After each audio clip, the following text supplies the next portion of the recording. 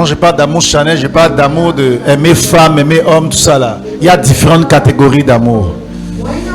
Il y a l'amour qu'on a pour son partenaire de vie qui vous amène à avoir des relations intimes. Ça, c'est une forme d'amour. Il y a l'amour qu'on a pour le prochain. L'amour qu'on a pour Dieu. Il y a différents types d'amour. Mais ce matin, je parlais du grand amour qui fait de nous une famille en Jésus-Christ. Alléluia. Dans 1 Corinthiens 13, on dit: quand je parlerai les langues des hommes et des anges, si je n'ai pas la charité, je suis un airain qui résonne et une cymbale qui retentit. Et quand j'aurai le don de prophétie, la science de tous les mystères et toute la connaissance, quand j'aurai même toute la foi jusqu'à transporter des montagnes, si je n'ai pas la charité, je ne suis rien. Quand je distribuerai tous mes biens pour la nourriture des pauvres, quand je livrerai même mon corps pour être brûlé, si je n'ai pas l'amour, la charité, cela ne me sert à rien, de rien. Alléluia, que Dieu bénisse sa parole. Dis Amen. Oh, dis Amen. L'amour n'a pas de barrière culturelle, linguistique. Elle n'a pas de barrière de peuple, de nation. Elle est internationale. L'amour ne dit pas: je suis de tel peuple, je ne peux pas entrer en relation avec telle personne. L'amour est intercontinental. L'amour n'a pas de barrière. L'amour est plus qu'un sentiment. C'est une personne. Cette personne, c'est Jésus. Mais la Bible nous dit dans 1 Corinthiens 13 que même si je parle la langue des hommes et des anges, si je n'ai pas la charité, je suis un airain qui résonne. Ça veut dire que tu vas avoir des chrétiens qui prient. La prière sonne bien.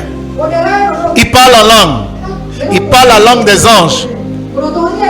Mais sans l'amour, cette prière ne va nulle part. C'est du vent. Donc le tout ne suffit pas de prier et de formuler les prières. Le tout ne suffit pas de mortifier son corps. Le tout ne suffit pas de dire: je jeûne, je fais des longs jeûnes, sans le véritable amour. L'amour dont il est question ici est très profond. Et je me suis rappelé quand je méditais l'écriture, il y a deux choses que Jésus a laissées aux disciples avant de partir. La première chose, il leur recommandait de prier sans cesse. Ça, c'est un devoir que tout chrétien doit accomplir. Il ne nous a pas exemptés de la prière. Mais la deuxième chose sur laquelle il a insisté le plus, il dit: aimez-vous les uns les autres comme je vous aime. Donc lui-même a donné l'exemple du parfait amour. Et jusqu'à ce qu'il meure, il parlait d'amour. Quand il est ressuscité et qu'il apparaissait parmi eux, il leur demandait de s'aimer. En montant au ciel, il leur a demandé de continuer à s'aimer, à travailler ensemble pour le compte de son royaume. Pourquoi est-ce que Jésus mettait l'accent sur l'amour? Parce qu'il savait que ce n'est pas facile de vivre ensemble. Il savait que nous avons reçu diverses occupations et nous avons dans nos familles diverses manières dont on nous a appris à faire les choses. Nous avons aussi que chaque famille est caractérisée par des caractères donnés. Hello. Par exemple, il y a des peuples au Bénin ici, de nature, c'est des peuples très orgueilleux. Exemple. Qui va me donner un exemple? On a des peuples au Bénin ici. Quand vous prenez, oui, les Bariba, hein? Abomé, les Porte-Noviers Abomé, à Goudalais, il y a des peuples naturellement, l'orgueil les caractérise. Et dans la nature et dans les gènes de ces gens-là, parce que si tu fouilles, c'est des rois à la base. C'est des gens qui sont issus de familles royales. Donc quand tu sors d'une famille terrestre comme ça, Il y a des choses, quand tu entres en communauté, quand les gens commencent à te faire, tu ne vas pas apprécier. C'est différent de celui qui sort d'une tribu ou d'une famille de la terre où il n'y a pas ce caractère-là comme caractère principal. Donc tu vas voir cette personne-là, la moindre chose que tu vas dire, il ne va pas apprécier. Il va dire, moi je n'aime pas qu'on me parle comme ça. C'est pas sa faute, hein. Où il a quitté là. La racine qu'il a fait émerger là, c'est des princes. C'est des rois. Ils n'aiment pas qu'on leur parle en désordre et qu'on leur manque de respect. Donc quand nous sortons de ces gens de famille terrestre et quand nous venons en Jésus, si on ne sait pas faire et qu'on ne se fait pas, la culture du ciel n'a pas réussi à nous mouler, ou bien on ne s'est pas laissé mouler par la culture du royaume de Dieu, vous risquez de sortir encore de la famille chrétienne. Vous savez pourquoi? Parce que dans la famille chrétienne, il y a toutes sortes de caractères.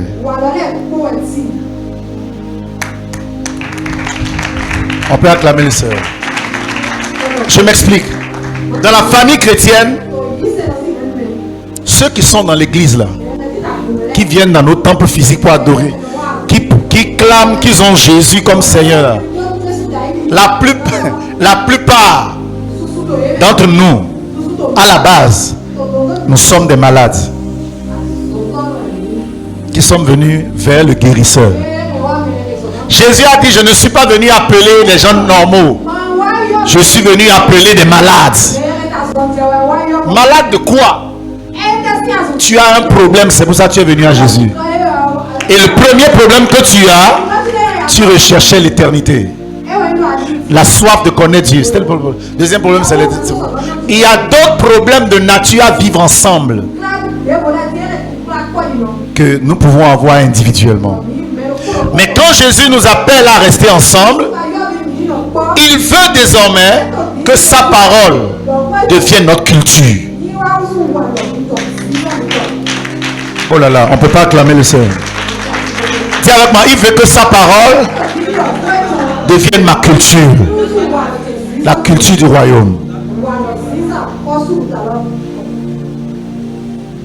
Vous me suivez? Donc cette parole désormais va te donner une autre manière de vivre et de marcher. Et c'est là le gros point d'interrogation. Tu vas voir quand les gens se retrouvent en société, surtout dans l'église, tu vas voir les commérages. Dans une communauté, dans toute église, les commérages, les critiques. Tu vas voir quelqu'un prendre ce qu'il n'a pas vu sur l'autre, ou bien il a vu, mais il va tordre le sens à ça. Parce que toute personne qui rapporte ce qu'il a entendu d'autrui à une autre personne, c'est rare qu'il rapporte fidèlement. Il peut même sortir du contexte dans lequel la personne parlait. Il va prendre l'information, il ne connaît même pas l'esprit dans lequel tu as parlé. Il va aller rapporter ça sans dire à la personne qui ne connaît pas tes vraies intentions. Est-ce que vous savez que quelqu'un peut parler, on va mal le comprendre? Vous savez ça? Quelqu'un peut dire quelque chose à côté de quelqu'un. Il n'a pas compris ce que tu dis. Il prend et il va aller dire ailleurs. Et ça devient critique. Et ça salit l'image de l'autre. Et cela crée la méfiance au sein de la communauté chrétienne. Il y a des gens dans l'église qui sont devenus méfiants vis-à-vis de leurs frères chrétiens parce que quelqu'un leur a menti sur autrui.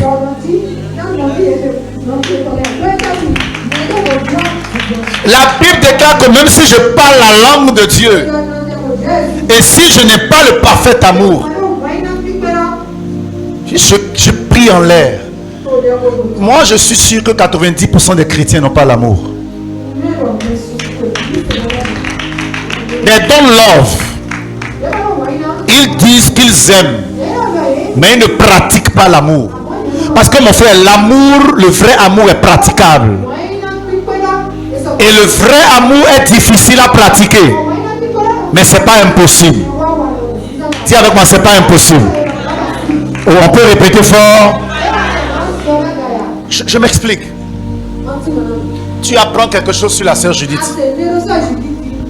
Parce que Lorsqu'on se retrouve dans une communauté chrétienne comme celle-ci, l'un des gros problèmes pour que ça se développe, c'est quoi? Pouvoir vivre ensemble. C'est difficile. Mais si nous sommes enseignés, on peut grandir et dépasser ça. C'est ça que la communauté devient forte. Parce qu'elle repose sur des piliers solides. Alors, l'une des manières d'opérer du diable, c'est de créer la division. Dans les esprits, c'est de créer la méfiance. Dans les esprits, c'est de créer la suspicion.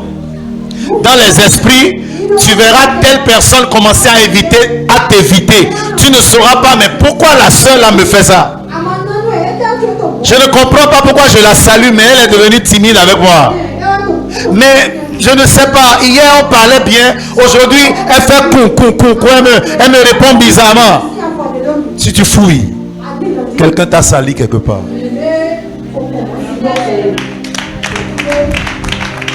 Tu n'as même pas acclamé le Seigneur. Et le problème, ce genre d'attitude-là encourage la sorcellerie dans une église. L'une des caractéristiques caractérielles et caractérisantes de la sorcellerie,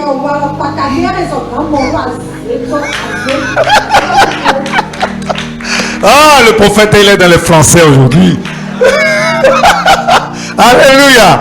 L'une des caractéristiques de la sorcellerie, c'est d'entretenir l'esprit d'hypocrisie et de méfiance.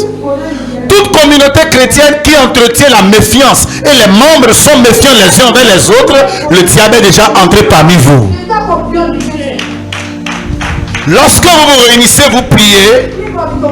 vous priez du vent. Ça ne touche pas l'ennemi. Parce que les cœurs ne sont pas ensemble. Je connais des gens qu'on a critiqués auprès d'autrui. Mais quand tu rentres dans les faits et quand tu vérifies à fond, tu verras que le frère a menti. Et toi, tu as entendu. Ça a commencé à travailler dans ton esprit. Mon frère, il y a une chose qui est plus dangereuse que le poison physique. C'est notre parole. C'est notre parole. Écoutez-moi attentivement. L'une des grosses limitations à nos prières, c'est cet esprit d'hypocrisie dans l'église. C'est cet esprit qui entretient la méfiance envers l'autre.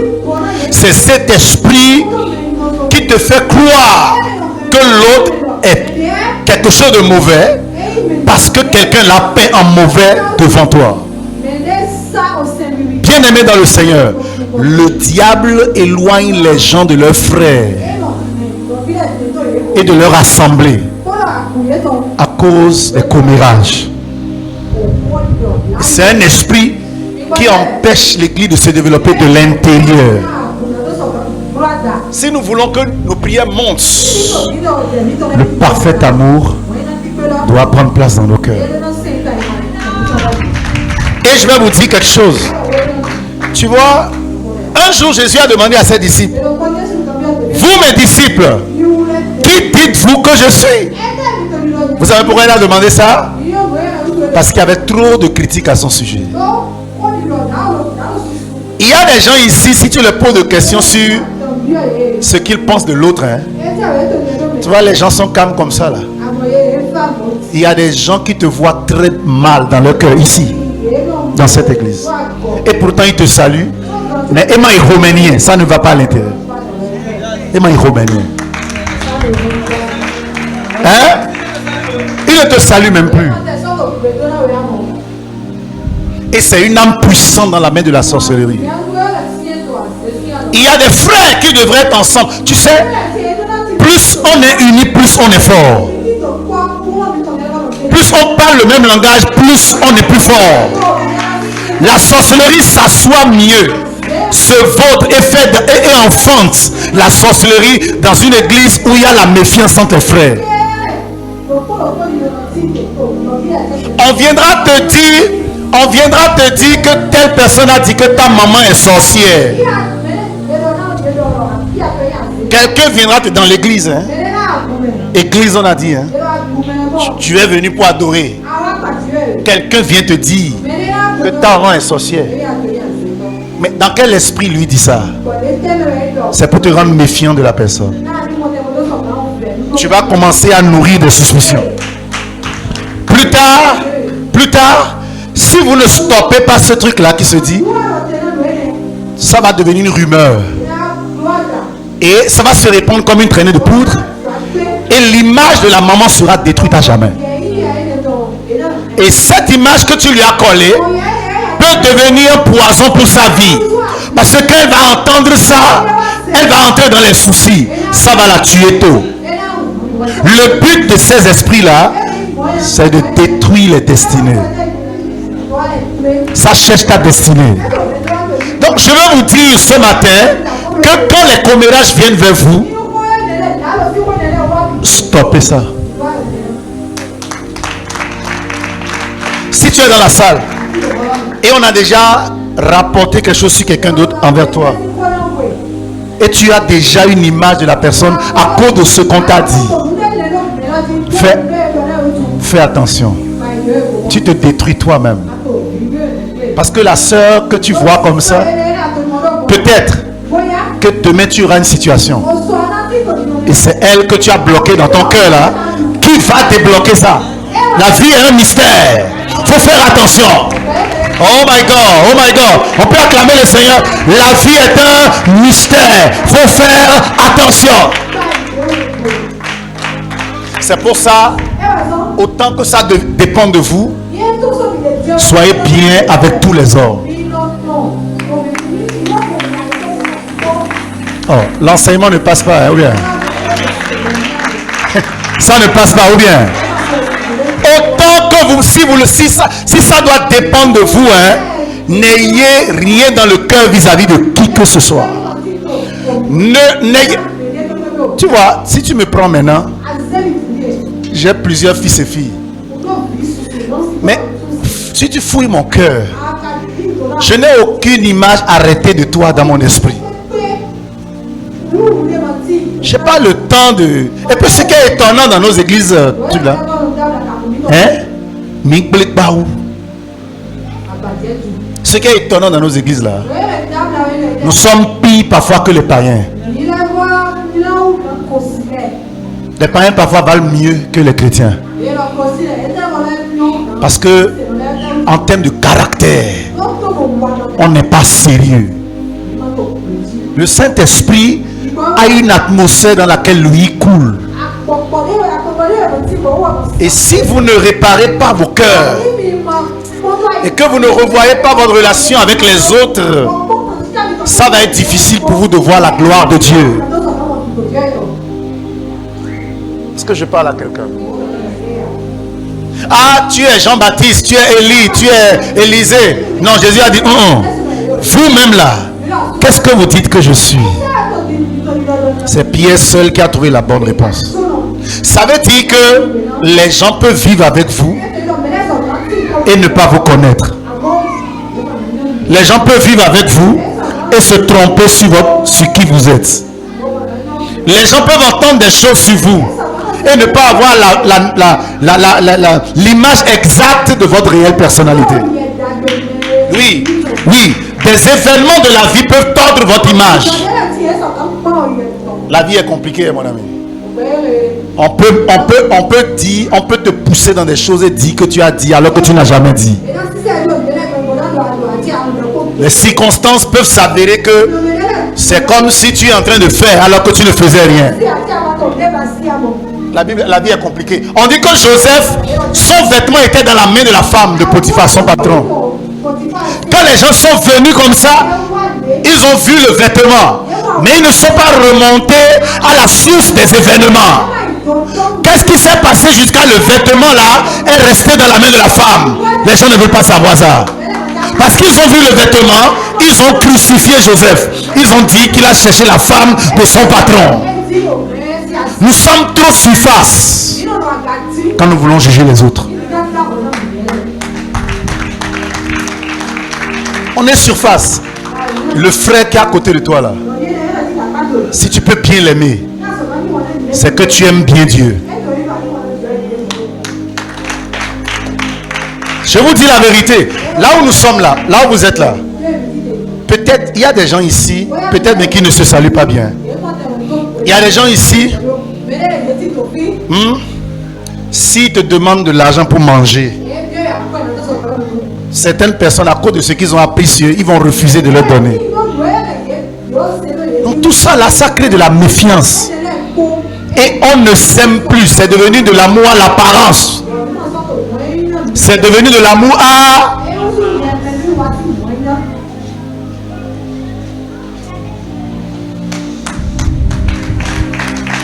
Est-ce que c'est pour ça que Jésus est venu?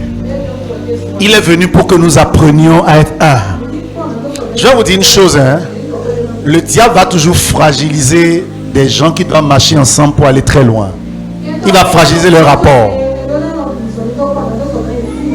pour diviser la communauté afin qu'ils n'aillent pas loin.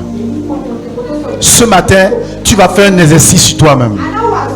Si tu avais déjà une image sur quelqu'un et dans ton cœur, mais non, je ne veux pas entendre parler. Cette personne dont tu ne veux pas entendre parler, Jésus veut entendre parler de lui. C'est toi qui ne veux pas entendre parler de lui. Mais Jésus l'aime au même titre qu'il t'aime. Et tu ne fais pas bien de mettre cette personne en quarantaine dans ton cœur. On peut acclamer le Seigneur.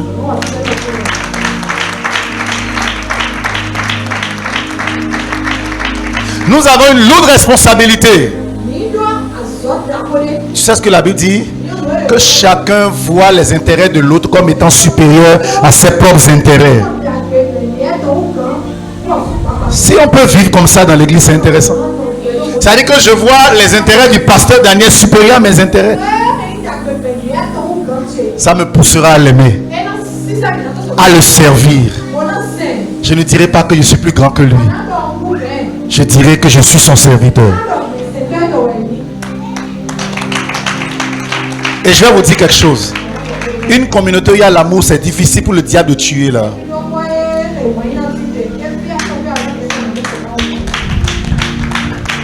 C'est difficile. Qui sait? Le jour où tu seras dans les problèmes. Sérieux problème. C'est le frère là que tu as bloqué dans ton cœur là. C'est peut-être lui que tes enfants verront demain. Pardon. Libère ton cœur. Libère. Dis à ton voisin, libère ton cœur. Je voudrais donner un conseil à l'église pour terminer. Apprenons à faire quelque chose pour protéger notre cœur. Le cœur se protège. La Bible déclare: garde ton cœur plus que toute autre chose, car d'elle viennent les sources de la vie. C'est à toi de protéger ton cœur.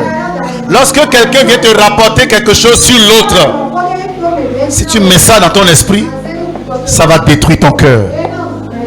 You have to do something.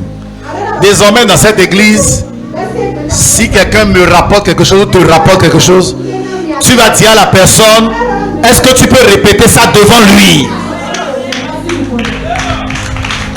Ça met fin au papato. Hein? Terminus. Le match est terminé.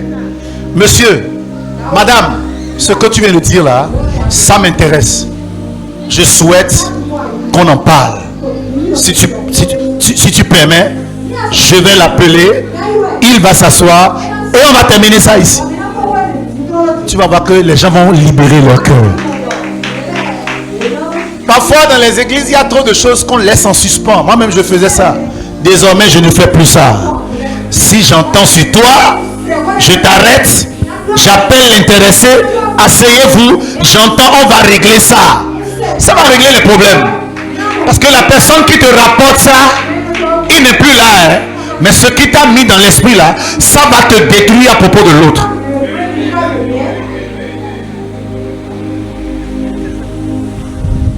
Ah, tu sais que j'ai vu le prophète là à Djonké. Il était sur le trottoir là.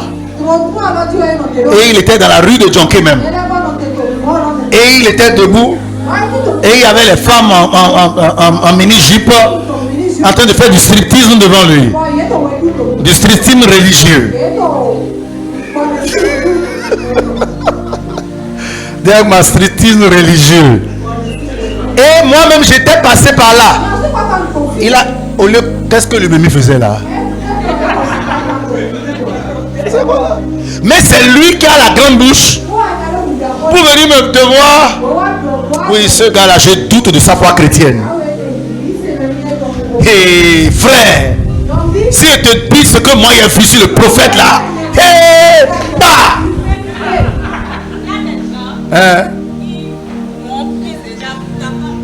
Il y a des gens qui m'ont prise pour la femme du prophète. Ils t'ont pris pour, oui, pourquoi? Pour sa copine. Moi je ne savais pas que tu étais ma copine dans une autre vie. Oui, oui, à plusieurs reprises. Vous entendez ça? Les gens ont critiqué ça là pour dire que c'est ma femme. Mais ça dit,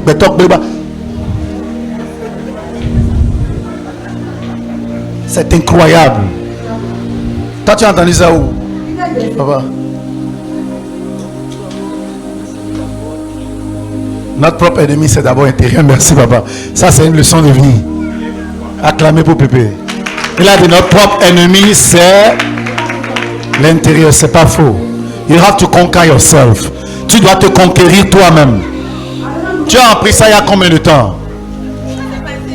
En fait, ce truc-là, ça s'est passé à plusieurs reprises. Il y a de cela des années, ça s'est passé. La personne a dit ça devant moi. Et c'est moi-même qui le contredisais, qui disait ah non, hein, c'est mon frère. Hein. Une autre fois, on était sur moto comme ça. Je suis que c'est les soeurs en Christ avec les images bornées, les pensées bornées là. Elle passait, elle ne faisait que regarder. Elle se retourne, elle fait elle se retourne. Donc j'ai vécu ça à plusieurs reprises. Il y a des gens qui l'ont dit en face de moi et puis j'en ai appris aussi. Et tu m'as jamais dit ça? Jamais. Pourquoi? Bon, est-ce que c'est utile? Moi je trouve que ce qui va fatiguer les autres, c'est pas la peine quoi. Que Dieu nous garde, hein? Que Dieu nous garde. Donc tu l'as vu à Djadjonké? Maintenant, frère. Mais le maman au dessin, maman au dessin, prophète.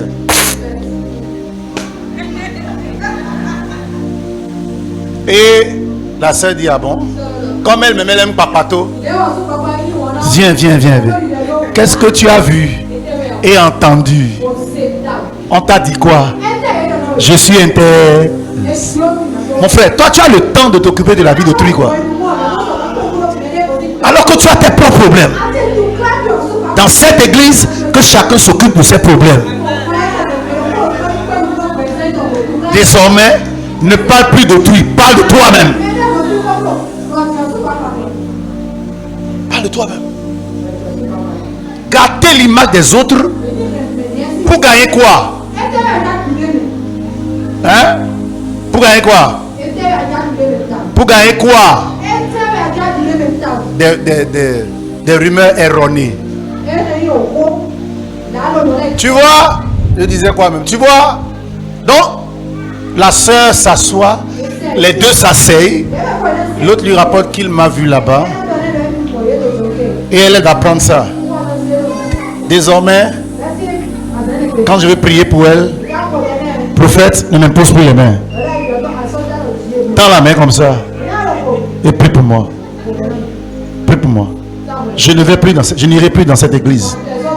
La personne commence à s'éloigner. Un peu. Ça crée une atmosphère de méfiance. Et moi, je ne comprends pas pourquoi la personne m'évite. Oh, jamais je n'ai été fait quelque chose à Djonké. Maman, n'est tout Djonké.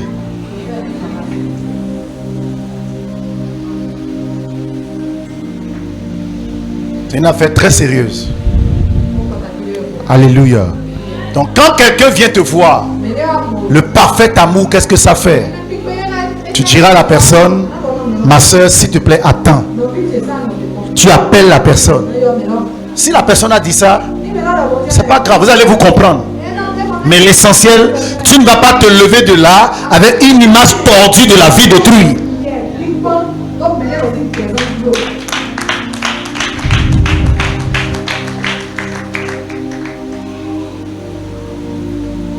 c'est des choses qui paralysent nos églises et paralysent nos bénédictions.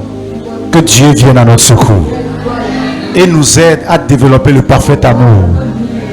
Le deuxième point qui est un conseil.